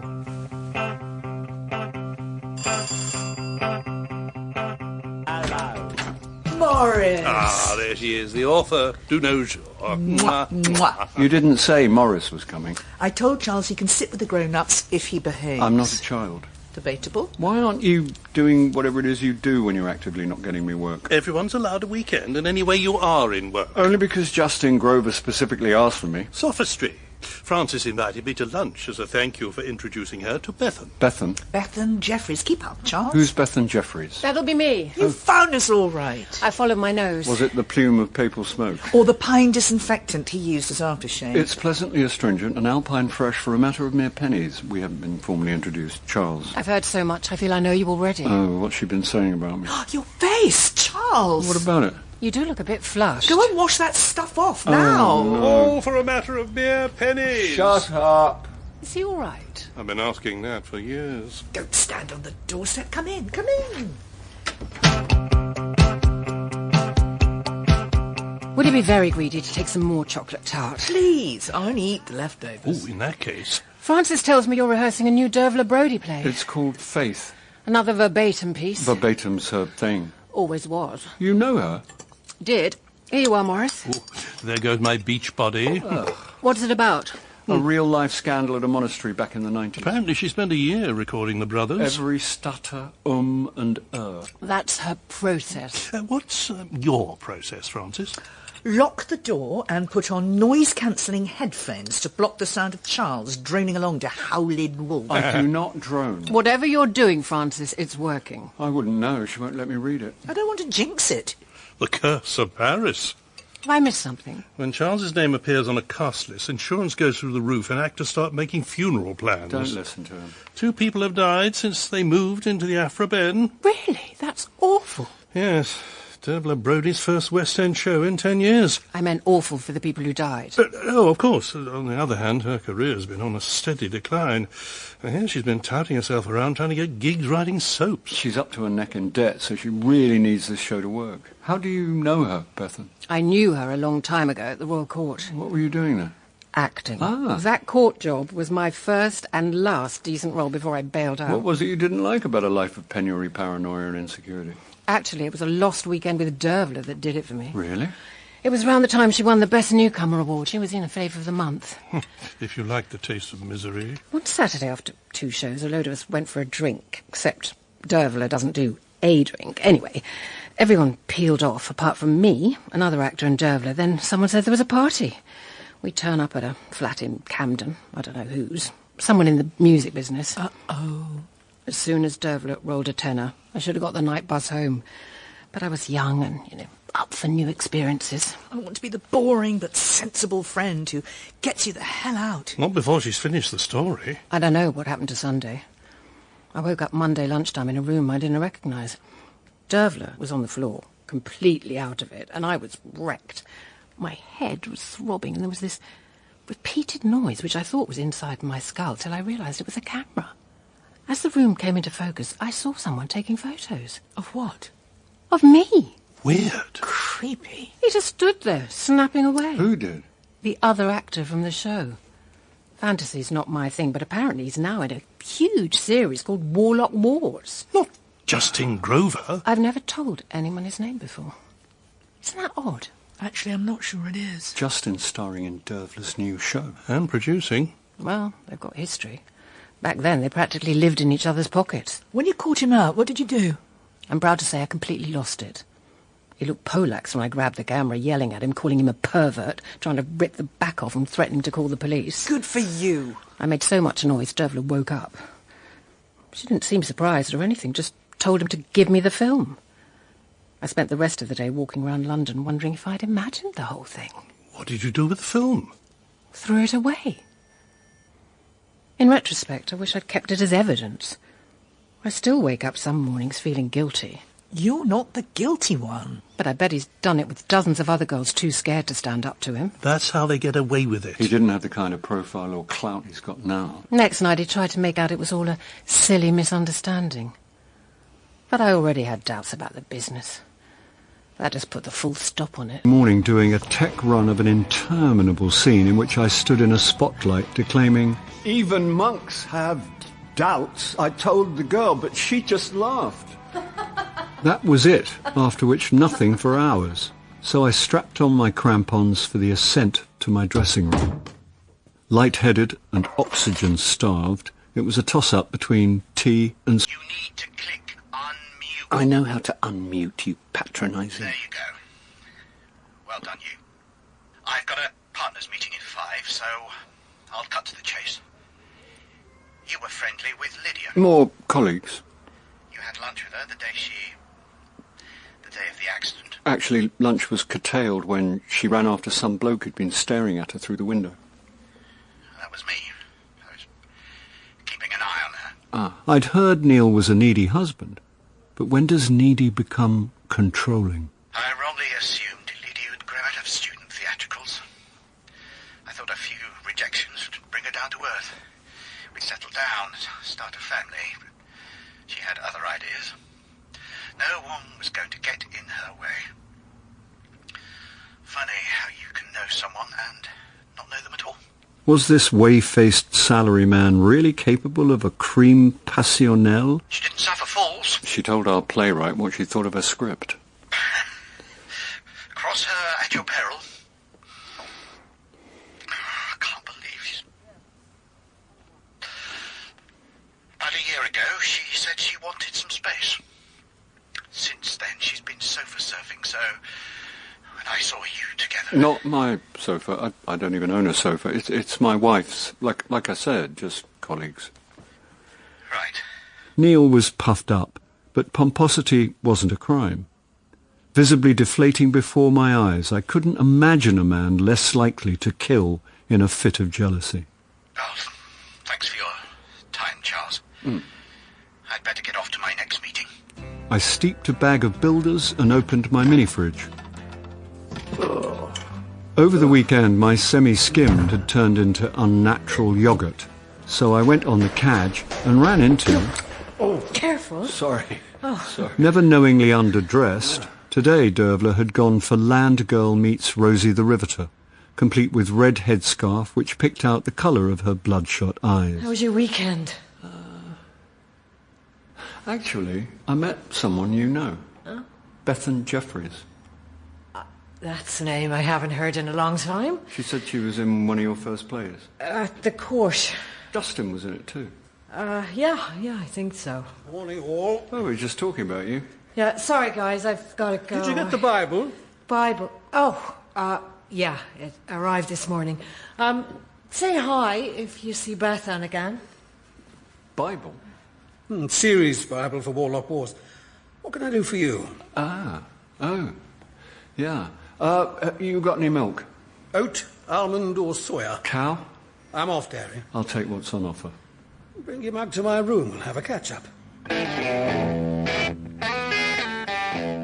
Back in my room, I stuffed a packet of biscuits in my pocket and set off wondering how to ask Justin, are you now, or have you ever been, a voyeuristic pervert? In the fridge. Help yourself. The fridge, like his dressing room, was 3 times the size of mine. What do you recommend for regular Builders? I don't do caffeine. Try soya. Okay. The bean milk sank straight to the bottom. Be kind to yourself. One life, one body. Treat it as a temple. Would it be sacrilegious to slip a digestive into your temple? I can do an extra 10 minutes meditating at lunchtime. Go on, then. The sweet taste of sugar, palm oil, glucose syrup and dextrose. Everything a growing boy needs. I was reminiscing about you at the weekend. In a good way? In a perverted sex pest way was what I wanted to say, but didn't. What brought on the reminiscence? Nostalgic reverie. I prefer to live in the moment. Especially if your past's full of dark secrets was what I wanted to say, but didn't. I try not to look back.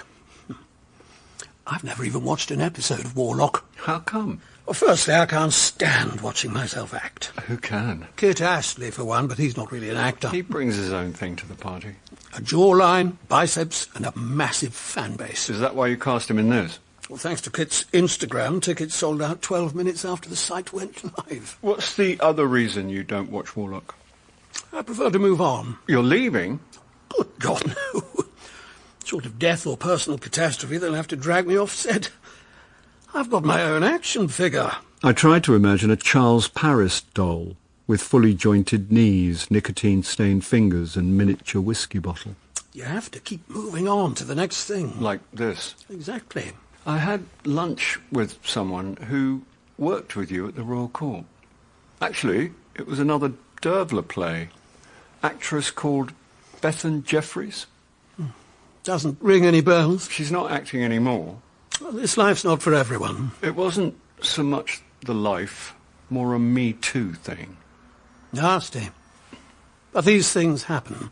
Nasty, but these things happen was when I decided to step it up a gear. You sure you don't remember the name? Do you remember every actor you've ever worked with over the years? I would if they'd accused me of something.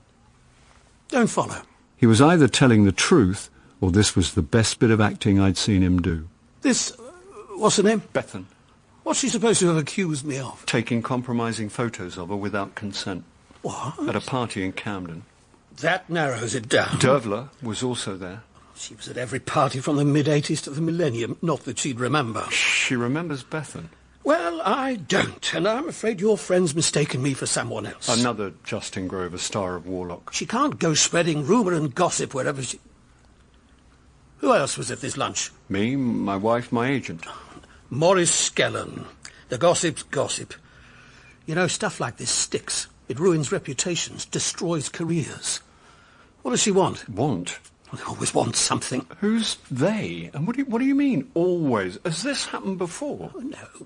You read the news. Obviously the stories that are true are terrible, but some are just... Lies? The internet's still the Wild West. People think they can say what the hell they like. Can this woman prove her allegation? Apart from Dervla being there? Oh, hardly a reliable witness. If you think she drinks now, you should have seen her back then. And where are these so-called photographs? She destroyed the film. Oh, how convenient. Look, I'm sure she's a nice woman, but she still can't drag people's names through the... If this gets out, if it gets back to my producer... You say it's not true. Oh, don't be naive. No one cares what's truth and what's a lie anymore. Maybe she's a fantasist, a man-hating misogynist. Misandrist. Save it for University Challenge. It's her word against mine. But then there's the other camera. What other camera? Someone planted it in Lydia's dressing room. There's a tape of her and Kit. You accuse me of taking dodgy photos without any proof. Now I'm making sex tapes without any proof. You cast Lydia against Nina and Dervla's wishes. I fought for her because she was the best actor for the part. Lydia's husband said, cross her at your peril. If she found out about the camera, she'd have gone to the police and probably the press, but she died before she had a chance. Are you suggesting I killed her? Where were you that night? I did a Warlock Q&A at the BFI. 500 audience members will testify to the fact. Unless you think I paid them all off. Look, I know nothing about this camera, but whoever planted it must have had a key. You mean Brendan? Well, not to speak ill, but let's be honest. Brendan was a more likely candidate for what the butler saw. And now he's dead too. The guy was 100% proof. It's amazing he lasted that long. If anyone murdered Lydia, wouldn't they need a motive? Someone with a beef? An axe to grind? Someone who saw Lydia as a threat and had something to lose? Someone like Dervla. I didn't say that. You're an actor, not a detective. Now, in the nicest possible way, would the pound shop Poirot get the hell out of my dressing room? I had to clear my head and add a little more pollution to the already sullied air of Soho, so I went out through the stage door. A solitary Warlock fan stood sentry outside the stage door, coughing her disapproval and fanning the air with a publicity shot of Kit Astley. Turning away, she inhaled towards Trafalgar Square. As a courtesy, I exhaled towards Tottenham Court Road. You all right? I'm Charles, by the way. I'm in the play with... Yeah, I know. I'm Peaches. Take that, nominative determinism. You haven't been in Warlock, have you? If only. No such luck. They're casting season 6. You'd make a good head of Ravenclan. I thanked her for the tip-off, then had a thought. What time do you knock off in the evening? She stepped back in horror. No, I didn't mean I'm harmless. I just wondered if you always stick around till everyone's left. Why? One of the actresses had an accident. Lydia Max. She was going to be in season 6. Did you see all the actors leave the night she died? I think so. None of the actors went back in? No, not that I saw. Oh. Just her. Who? Peaches gestured across the road with her broomstick. I glimpsed a figure hurrying round the corner into Wardour Street. Dervla Brody. It wasn't difficult to follow the red headscarf as Dervla zigzagged through the back streets and entered the Daniel Mendoza. Named after the bare-knuckle prizefighter, the Mendoza was a Soho throwback, so no sashimi squid with a ponzu dressing, just crisps, nuts, beer, and... Double scotch, please. I found Dervla in the back bar, nursing a quadruple gin and token slimline. What's happened now? Theatre burned down. No, I'm at a loose end and kicking my heels.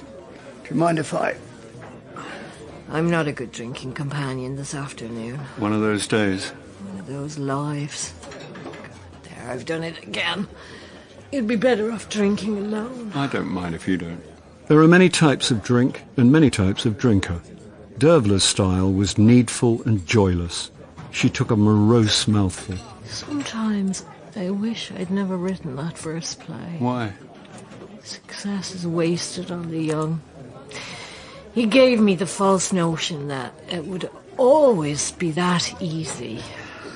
Cut to present, first West End show in a decade, and the gods are conspiring to stop it. Not with Justin's name attached. Wouldn't be in the Afro without him.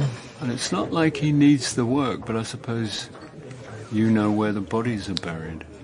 I don't follow. He doesn't forget the people he came up with, having said which. He couldn't remember Bethan Jeffries. That play was a long time ago. Even so, I wouldn't forget if someone accused me of behaving inappropriately. I'm no poker player, but I can read a tell, and a tiny twitch of the eye told me it was time to call her bluff. You were at the party when Bethan caught him taking photos. What are you talking about? You told him to give her the film when she threatened to smash the camera. Dervla had the sort of complexion that burns by moonlight, but even she turned a whiter shade of pale. Relying on a star name to get a show on is always a double-edged sword. Justin wanted control over the casting of Faith, didn't he? Casting was a process of creative consultation. Till you and Nina wanted Alice, then he overruled you both and cast Lydia. It's called pragmatism. Justin likes to think he's got his own way. It's Star's perk. Like the hidden camera in Lydia's dressing room. Don't know what You and Justin go way back. So? You know his weaknesses, he knows yours. I don't have to sit here listening to Seriously?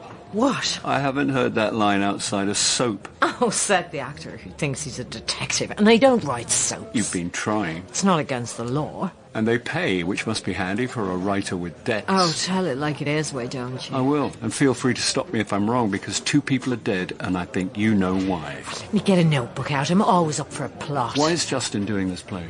He doesn't need the money, he hasn't been on stage in years, and despite what he says, he doesn't much like theatre. Like you said, he doesn't forget the people he came up with. Especially you. Jealous? It's quite the symbiotic relationship. You scratch my back, I won't phone the tabloids about your dirty little secrets. You've embroidered a neat little fiction for yourself. You ever thought of writing? Have you? If you don't like verbatim theatre... Justin would throw his mother under the bus to save his own ass. You haven't met his mother. He as good as told me you killed Lydia. No response this time. No comeback. Just the tiny giveaway twitch of the eye. And what Justin doesn't know is that I recorded our conversation. I was bluffing. I hadn't recorded a damn thing. I think you persuaded him to do Faith because he knows you know all about his track record with vulnerable young actresses. Letting him cast Lydia was part of the transaction. You got what you wanted, he got what he wanted. Debt paid. But what you didn't foresee was Justin bribing Brendan to plant that camera. How am I doing? Emboldened by her silence, I dived back in. Justin's voyeurism was a high wire act, but the possibility of getting caught is part of the thrill for men like him. Fame and money equals untouchable. Who's going to believe an unknown actress? I don't know if she found the camera or if something he said gave him away. Justin was relying on Lydia's ambition to keep her quiet. What he didn't bank on was her fearlessness. I'm guessing she kicked off, threatened to go to the police, and that's when he asked you to make the problem go away. You can't prove that. That you did it, or that he asked you to do it? You can't prove either. And you haven't denied either. You say Brendan planted the camera for Justin. If that's true, why didn't Justin get him to push her down the stairs? He had enough on him. Brendan was up in his drinking room, smashed out of his mind. So he told you. He was so drunk he missed his footing and crashed nose first into a wall. No one could self-inflict injuries like that. Also, who said Lydia was pushed? She fell downstairs, but you seemed convinced it wasn't an accident, so When do you start working on Warlock Wars? Silence again, and again, that telltale twitch. Why would Warlock Wars send you the series Bible unless you were going to be writing on it? For someone with debts, a gig like that is the answer to all your problems, and that's how Justin coerced you to kill Lydia, isn't it? Dervla? He said if he went down, he'd take me down with him. I was desperate. I wasn't in my right mind. You've no idea the pressure I'm under. But once it was done, I thought that was that. Not Brendan, too. He removed the camera and then saw a money-making opportunity. And he asked how much it was worth to give it back. That's when Justin asked me for one more favour, and it would all be over. Anyone who knew Brendan knew he was on borrowed time. I just provided him with the wherewithal. The litre of vodka. When I went back, he was unconscious. And you decided to make sure he stayed unconscious. That's Justin's fault. He made me do it. He'll deny it. He coerced me. You'll need proof. There's always the recording you made. I was bluffing. There is no recording. Actually, there is. She tapped an icon on her phone. I want her dead. Are you insane? Aren't we all? Do this for me, and everything goes back to the way it was, only better.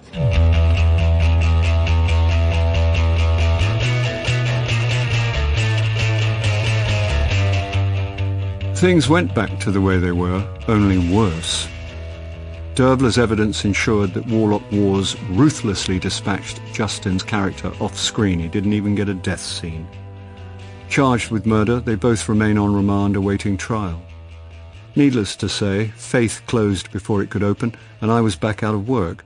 But with time on my hands, Frances finally allowed me to read the manuscript of her book. I've been up all night reading this. In one sitting? I couldn't put it down. Great! This calls for coffee. No, thanks. After the way your heroine dispatched her husband, I'll never be able to use a coffee grinder again. Oh, yes, I was quite pleased with that. Not even thickly veiled. What? You said I wasn't in it. You're not. You've made the husband an actor. A successful actor. Thanks a lot. It's fiction, Charles. He's an amalgam of lots of people. Yeah, that's what writers always say. Kept you reading to the end, though, so it's a page-turner. It's a gut-churner. How have I been living under the same roof with a person who can think of doing that with a grapefruit spoon? Oh, it's my Morris Bethan WhatsApp. Someone's interested in the screenwrites. Oh. They're after a vehicle for... Do you know her? Oh, yeah, she's great. Much younger than your character. Surprise, surprise. Who have they got in mind to play me? Not you. Okay. Who's playing not me?